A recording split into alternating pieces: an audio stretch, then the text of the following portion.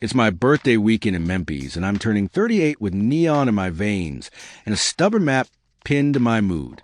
I've always wanted to visit this city, drawn by barbecue smoke and the ghosts of music history that rumble through the streets. A March trip to Nashville left me starry-eyed and hungry for more, especially after seeing Elvis's car at the Country Music Hall of Fame, the kind of image that makes you want to chase a legend. I've watched diners, drive-ins, and dives on late-night TV since I was a kid, Guy Fieri's voice still echoing in my head as I chase the same fearless flavors he chased. Even though it's my birthday and I'm traveling solo, I'm not lonely. I'm here to collect 12 chances to taste, hear, and feel Memphis for all it's worth. 1. Dyer's Burgers. I'm turning 38 in Memphis, and the city greets me with neon and grease. I roll into Dyer's Burgers with growl in my stomach and a story rattling in the back of my skull. The Uber driver told me a tale so thick with myth he could spread on a bun. The grease here is over 100 years old, and when they moved the place, they parked armed guards outside to guard the fat like it was gold. If you're looking for reality, it's in the bite. The burger's greasy, the cheese cuts through, and the whole thing feels almost like a dare you can't refuse. I came for a legend, George Motz's Hamburger America, that road map of the country's best bites. Dyer's earns its keep in that book. 2. Beale Street. At night, Beale Street hums like a neon heartbeat, a compact version of New Orleans with a sliver of downtown Asheville's grit. Neon signs glare like late-night trophies, and music threads through the air until it feels inevitable you'll sway with it, even if you're not a dancer. Security isn't an afterthought here. Metal detectors at the gates, ID checks at the doors, a visible insistence that this place can be a little rough and a lot alive. 3. Blue City Cafe. Elvis once wandered these rooms, a ghostful legend tucked into his sleeve, and the place still wears the old glow like a badge. Blue City Cafe does ribs, catfish, gumbo, and hospitality that feels almost ceremonial in its simplicity. I'm not a coleslaw man, so they top off a full rack with beans on a house. No charge, no complaint, just a quiet mercy. Friday night. The crowd isn't a mob but a steady river, and the kitchen keeps pace like a seasoned drummer. The ribs come quick. The price is fair in the pocket, and the taste, maple glaze with whispers of cinnamon. Pork that knows its own business, lands with satisfying thud. The Beale Street verdict on the ribs is modest. Not fireworks, but solid, dependable flavor. 4. Big River Crossing from Memphis to West Memphis. The Big River Crossing stitches a mile of river and memory together. It's a pedestrian bridge that turns industrial grit into a walkable poem. Built on the old Harahan Bridge, opened in 2016, and now the longest public pedestrian bridge spanning the Mississippi, it invites you to move as the river moves. Slowly, steadily, with a gravity you can feel in your lungs. By day, it's a free, ADA-friendly promenade. By night, it glows as part of Mighty Lights, a color show that makes the river look cinematic. The views sweep from skyline to water, and the walk feels like a small rebellion against heat, traffic, and the clock. If you cross into Arkansas, you're standing on the edge of Delta Regional River Park, a reminder that a bridge can be more than a barrier. It can be a gateway, a path, a story you walk into. It's history, engineering, artful lighting, and the simple, stubborn thrill of stepping from Tennessee into Arkansas on foot. 5. Sun Studio feels like a doorway to the thunder in Memphis' chest. The tour lasts about 40 minutes. Short enough to keep the pulse, but long enough to let the legends breathe between the lines. It's not just Elvis on marquee here. Jerry Lee Lewis, B.B. King, Johnny Cash, the whole loose pantheon of early rock, blues, and country whisper their histories through the walls. Hearing how Elvis rose from poverty to stardom, how folks believed in him, pulled him up from the curb, still lands like a punch to the gut. Sam Phillips, opening Sun in the early 50s, didn't just chase sounds. He chased the edges of possibility. He reportedly recorded birthday parties and graduation celebrations to keep the doors open, a move that now reads as avant-garde, almost social media precocious in retrospect. It speaks to the American dream. Struggle plus a spark, and you never know how far life will push you. You stand in the same spot Elvis first laid down a line, and you hear the outtakes that still haunt the room. The story of whether Phillips regretted signing Elvis to Colonel Tom Parker isn't a tragedy. It's a calculus. Debts paid, wings spread, legends allowed to fly. The Sun sound, birthplace of rock and roll, splits blues and gospel, country and city grit into a single, shattering idea. Happens here. 6. Gus's world-famous fried chicken. I needed a break from barbecue, so Gus's world-famous fried chicken slides into my day like a good chorus. 4 pieces with 2 sides for $11. Size is a simple, honest meal. I wasn't handed a bird's anticipated parts, just 4 drumsticks, and that's okay. It kept room in my stomach for other discoveries.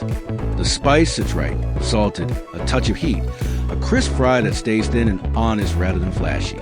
It's not KFC propaganda. It's real, with a crack of pepper that lifts the skin and makes the bite sing. The macaroni and cheese, creamy and warm, isn't my favorite style, but it works here. Hot, indulgent, and texture with a shower of shredded cheese.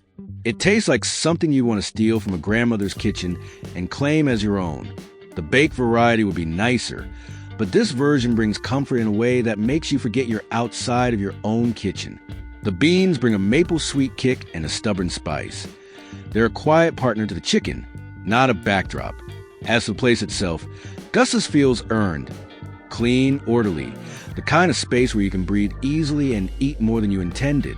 If I lived in Memphis, Gus's would be a recurring stop on my list of favorites.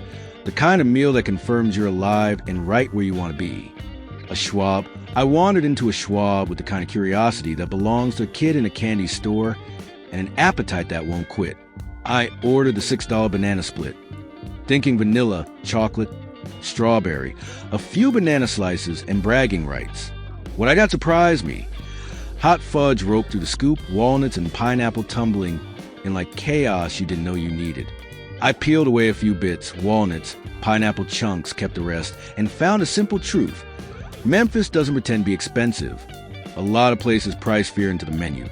But here a grown man can get a little sweetness for a little cash. I noticed the lunchboxes too. Pink Floyd, a little relic rolling through time, memories in cardboard. On another day, I tried the Green River soda. Tasted like a sugarless Sprite with mint kick. The blueberry soda carried a true carbonation bite with a hint of blueberry syrup, not too loud, just enough. Beale Street's oldest building is Beale Street itself. Opened in 1876, the oldest mid-southern landmark you can still walk through and touch with your own breath. 8. Stax Studio Stax welcomed me in for free because it was my birthday. And you don't walk past a gesture like that without feeling the day's luck. Isaac Hayes Gold and Peacock Blue. Convertible sits there like a trophy. A reminder that soul runs deeper than nostalgia. Soul music is my favorite through line, 1960s, 1970s. A time capsule I keep refilling for inspiration. I'm a filmmaker at heart, trying to braid that soul into my work. And today I walked out with a few more threads to weave. It's a place that doesn't whisper history. It belts it out, and you leave lighter, somehow full of groove you didn't know you'd borrowed. 9. Bass Pro's shop Pyramid the Bass Pro Pyramid isn't just a store. It's a monument to how Memphis likes to turn spectacle into a view. $8 buys you a panorama that's hard to resist. The kind of view that makes you wonder if you're in a city or a movie set. The restaurant chatter below. Shrimp, gumbo, burgers, steaks. Sounds like a soundtrack you'd steal for a festival. The place feels like Caspanita in Colorado meets a Las Vegas casino. Pyramids aren't supposed to be on a river, yet here they stand, offering a skyline you can soak in from on high. I didn't plan a night view, but the sunset would have been a neat punctuation mark. The city's lights blinking awake as the river sighs. 10. Alex's Tavern the Greek burger arrives, glossy, heat-softened cheese, a kiss of red pepper flakes, tomato, pickles, and a patty that holds its ground without shouting. The steak fries are generous, the ketchup a practical companion, a reminder that big flavor can walk hand in hand with restraint. There's a rhythm here that reminds me of a well-tuned recipe. Bun, cheese, onions tucked beneath pickle, tomato, patty, each voice in its place, none overshadowing the other.